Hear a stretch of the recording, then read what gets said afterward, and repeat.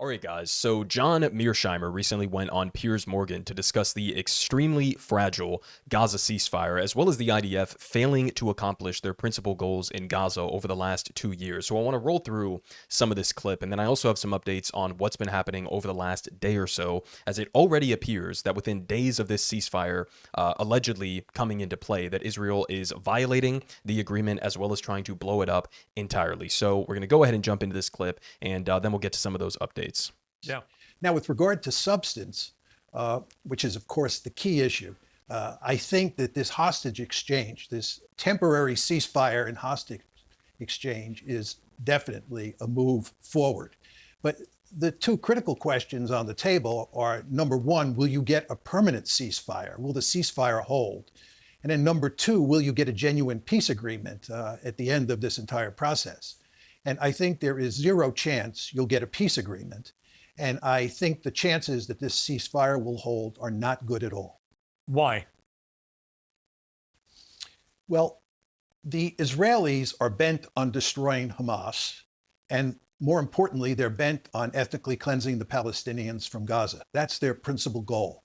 They have not defeated Hamas.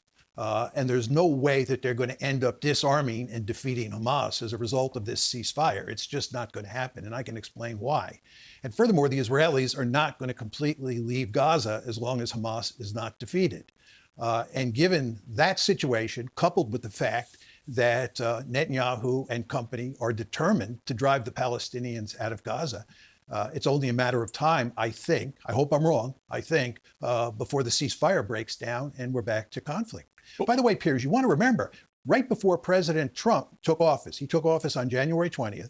On January 19th, a ceasefire was put into place. And that ceasefire lasted until March 18th, when the Israelis broke it. But over the course of that ceasefire, the January to March 2025 ceasefire, 33 Israeli prisoners were released and 5 Thai prisoners were released. So we have a precedent here. But the fact is, after this earlier hostage exchange, it broke down, the ceasefire broke down, and you were back to the genocide. And my great fear is that that's what will happen this time.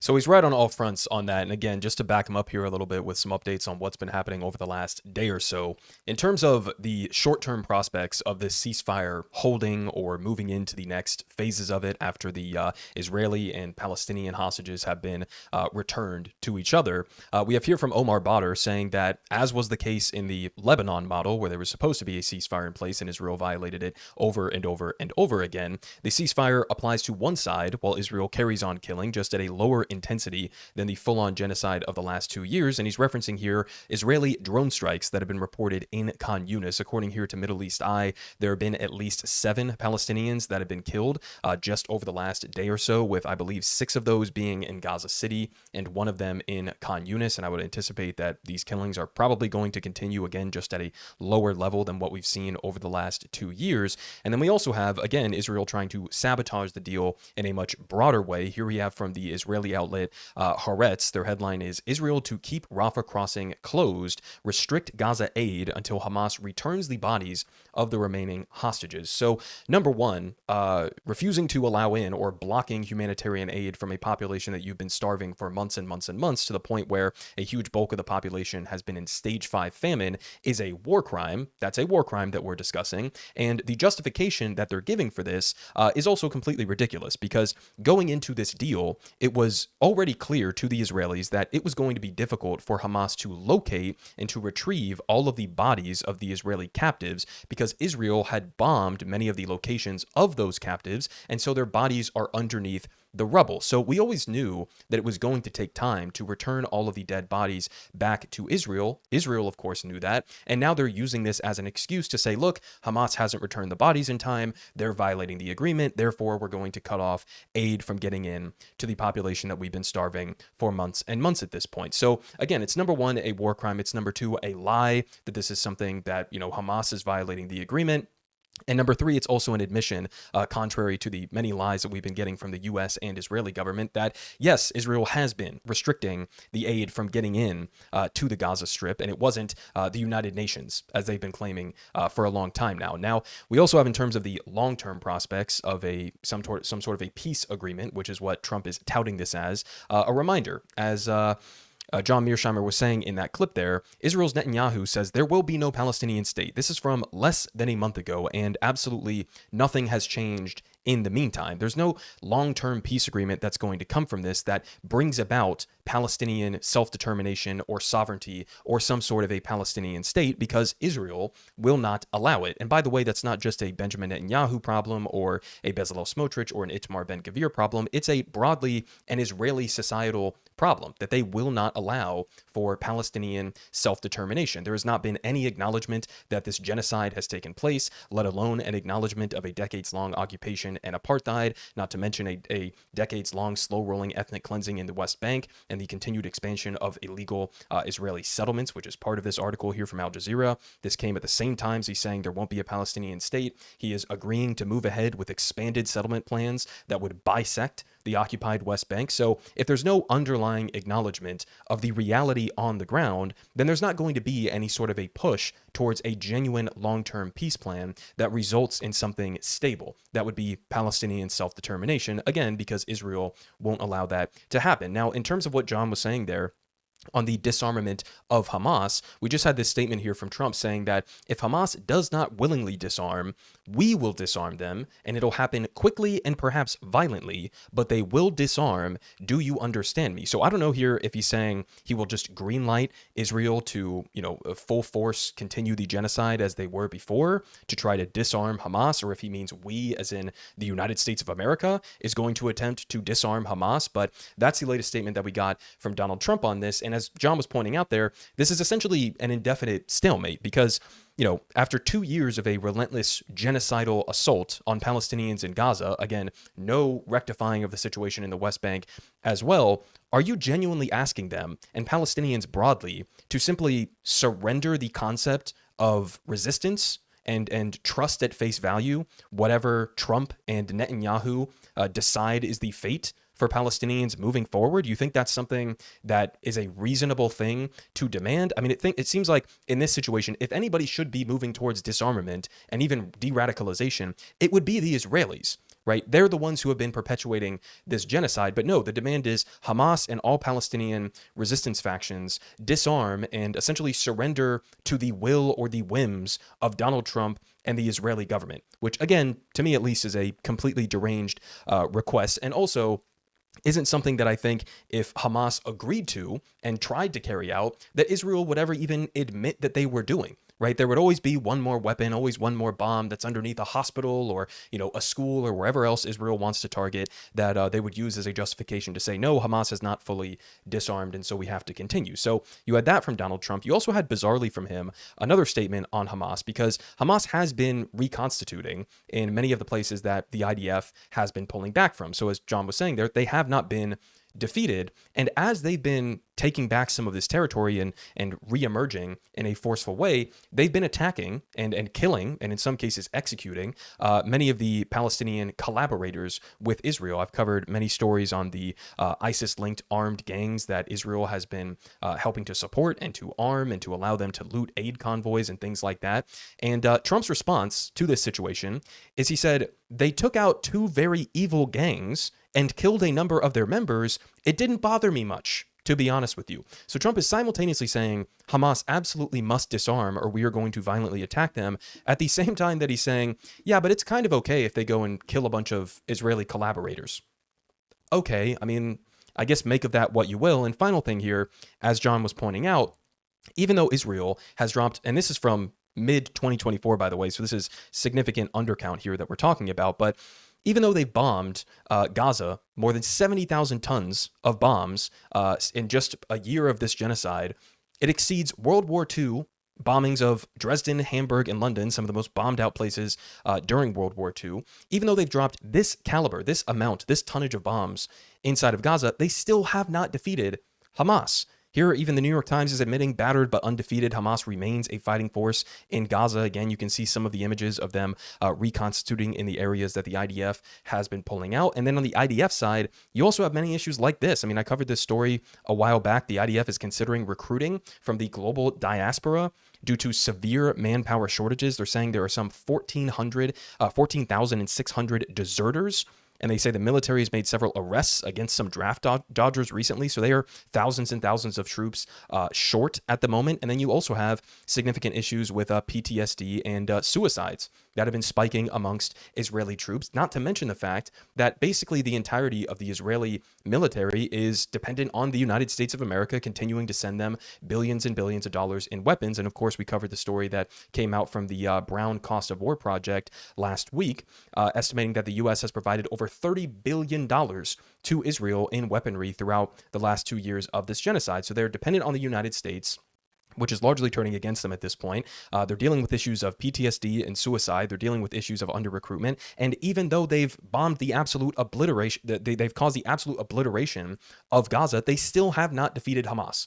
So by what metrics could you possibly say that this has been a success for Israel, right? I mean, if the principal goals of Israel going into this over the last 2 years were to disarm and completely eliminate or eradicate Hamas, as well as to free their hostages through military means, they failed on all of those fronts. And with the Israeli hostages, the only bulk of hostages that have been returned back to Israel have come during ceasefires back in November of 2023 and January of 2025, as well as this most recent one. In fact, they've killed more of their hostages than they have saved through military means. So they failed on all three of those fronts. And then if you look at, some of the principal goals of Hamas, which would be things like, number one, obviously surviving as some sort of a resistance faction throughout the last 2 years. They've succeeded on that front. If you look at, turning global opinion against Israel and isolating Israel on the international stage, they've succeeded on that front. And then also their goal of getting hundreds, if not thousands, of Palestinian hostages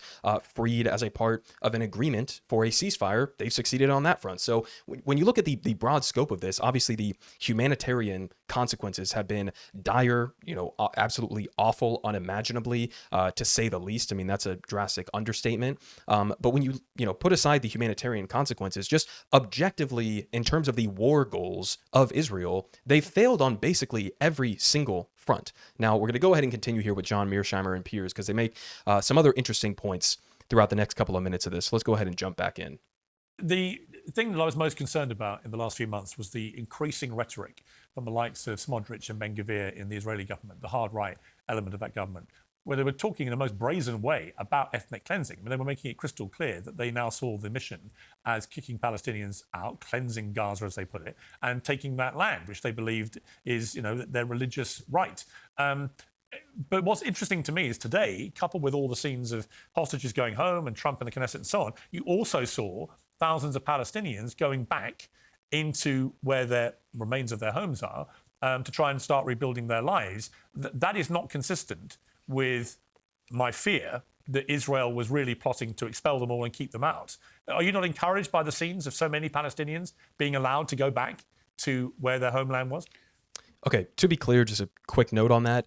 Piers is trying to do like sort of a rehabilitation of his image and his reputation, given that he was a genocide denier and a supporter of Israel's annihilation campaign in Gaza early on over the last 2 years, by saying, oh, this came out of nowhere and now you have these evil guys like Bezalel Smotrich and Itamar Ben-Gvir that are pushing ethnic cleansing. But the reality is that this was clear from day one. Like on October 8th, 9th, 10th, we were getting openly genocidal statements from top Israeli government officials. I mean, Benjamin Netanyahu was referencing the biblical story of Amalek and referencing Palestinians, saying that essentially they need to be completely and utterly annihilated. We had other top government officials who were saying to cut off the food, the fuel, the water, the electricity. We had other government officials who were saying that they're human animals and that there are no innocents inside of Gaza. So the genocidal ambition was clear literally from day one. So let's not let Piers sort of get away with saying, oh, I just found out a couple months ago that their ambitions are ethnic cleansing. It's like, no, that was pretty obvious.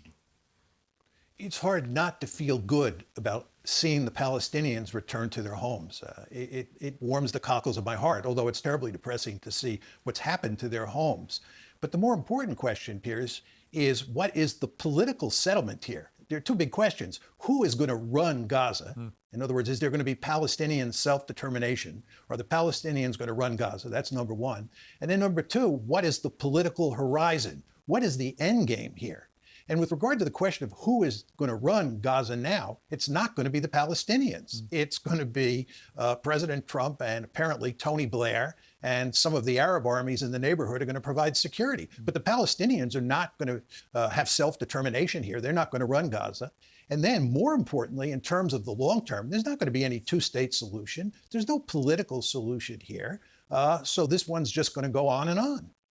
I mean, you're very downbeat about it, but others who are involved at the sort of sharp end of negotiations, they do believe that out of the hell of the last 2 years, there is a genuine opportunity and a genuine collective will from the neighboring Arab and Muslim countries, including Turkey, Egypt, UAE, Qatar, Saudi Arabia, to try and use this as a way of getting to a two-state solution. Why are you so pessimistic about it? I mean, Prime Minister Netanyahu has made it unequivocally clear on countless occasions that there's not going to be a two-state solution. He has, but what if he's not there? Unequivocally. It's a position that's widely shared in Israel. And after what's happened over the past 2 years, do you think any Israeli is going to be interested in a two-state solution? Probably the number you can count on one hand. It's just not going to happen. The Israelis have already de facto annexed Gaza and de facto annexed the West Bank. Their principal goal now is to ethnically cleanse the Palestinians out of those two areas.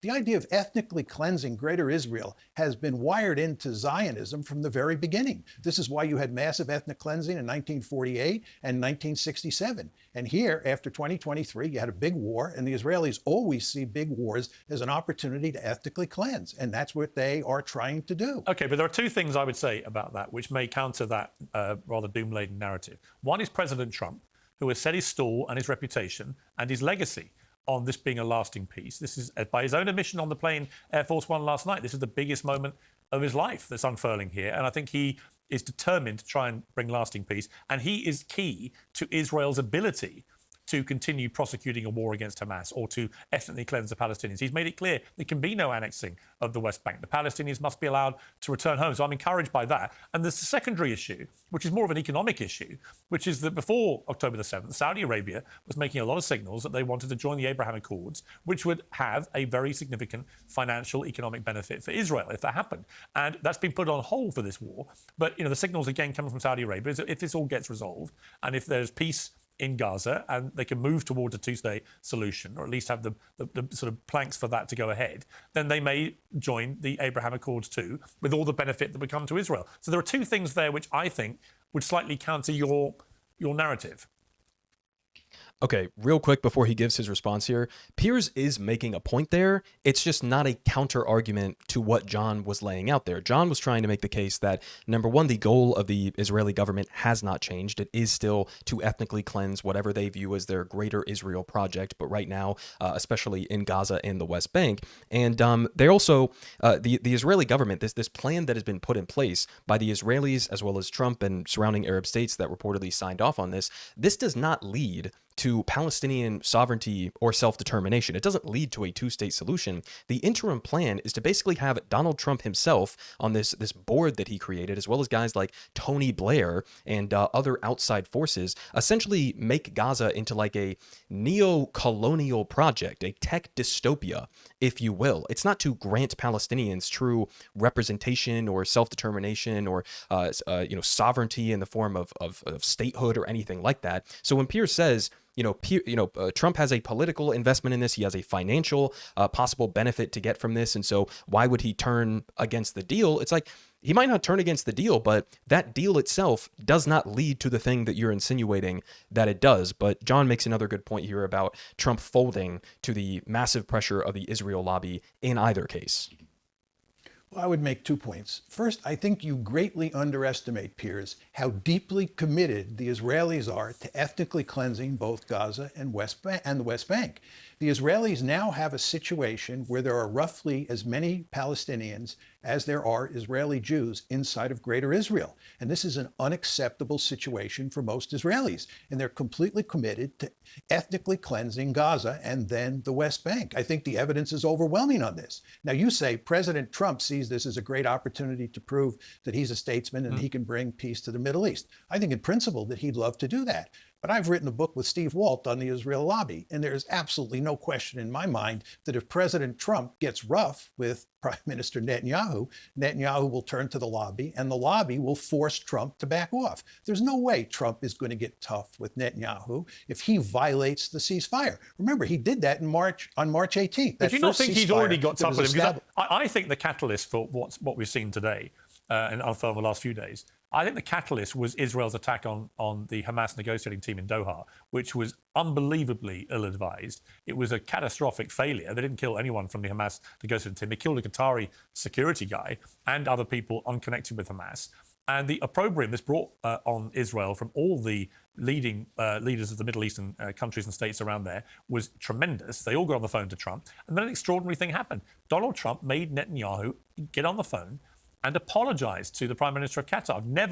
Okay, so I mean, fair point on that last one. He did force Israel to basically apologize for bombing a U.S. ally and trying to take out the Hamas negotiating team, which kind of gives you a little bit of an indication in terms of the seriousness that Israel approaches ceasefire negotiations with, that they would try to assassinate the negotiators, not for the first time, by the way, but he does have a fair point there that Trump, in this one specific instance, did apply pressure on Israel, and Israel did fold. And that is a power that the U.S. president has. We've seen it before throughout history. We saw it with Ronald Reagan when he wanted Israel to stop bombing. It required essentially a phone call to the prime minister, and it stopped like that. This is an argument that I've been making about Joe Biden and now Donald Trump, is that at any point throughout the last 2 years of this genocide, they could have ended it overnight. Now, the point that John is making there is that Donald Trump is fully in the pocket of the Israel lobby. I mean, this is a guy who I just covered yesterday, was speaking in front of the Israeli Knesset and talking directly to one of his largest megadonors, Zionist pro-Israel megadonors, Miriam Adelson, and said the quiet part out loud and just straight up admitted, yeah, this is a person who has $60 billion in the bank. The Adelsons were incredibly influential. They're basically the reason why I moved the embassy to Jerusalem and why I recognize the Golan Heights, etc. And even went so far as to say that Miriam Adelson basically has dual loyalty, or even loyalty to Israel over the United States of America. He admitted the pressure that he faces, the in the pocket nature of his relationship with the Israel lobby while he was speaking in front of the Israeli Knesset. He said these things publicly. So if anybody was going to be beholden or captured by the Israel lobby in response to him trying to pressure Netanyahu to do something that the Israel lobby didn't like, it would be Donald Trump above anybody else. And so I guess that's sort of what this comes down to in terms of how this is going to play out over the next couple of days. Again, as John was saying there, Israel did not defeat Hamas, and it looks like Hamas is not going to, and other Palestinian resistance factions are not going to willingly disarm. Israel is going to try to sabotage this ceasefire agreement in a myriad of different ways, whether it's on the return of the Israeli captives' bodies back to Israel, or whether it's on Hamas disarming. They're going to try to blow it up, and then it basically comes down to what Donald Trump is willing to do in terms of applying pressure on Israel to continue forward with the deal, right? Is he going to fall to the Israel lobby and pressure from the Israeli government and probably from within his own cabinet, or is he going to stand firm and basically side with his own personal political benefit and his own personal potential financial benefit that he could get as a result of potentially, genuinely leading to a long-term peace? So I'll leave you guys off with that. Obviously, John doing an incredible job breaking all of this down. I'll have more coverage for you guys in the coming days and the coming weeks as we see how all of this shapes up. I don't have high hopes that the ceasefire is going to last, but at least, as John was saying there, in the meantime, we have seen some glimmers of hope from a population that has been utterly and completely tortured and decimated and relentlessly attacked for 2 years straight, as some of them try to rebuild their lives in Gaza from the rubble that's left. So I'll leave you guys off with that, and I will see you tomorrow. Politic guy has the best politic. Believe me, no one does it like him.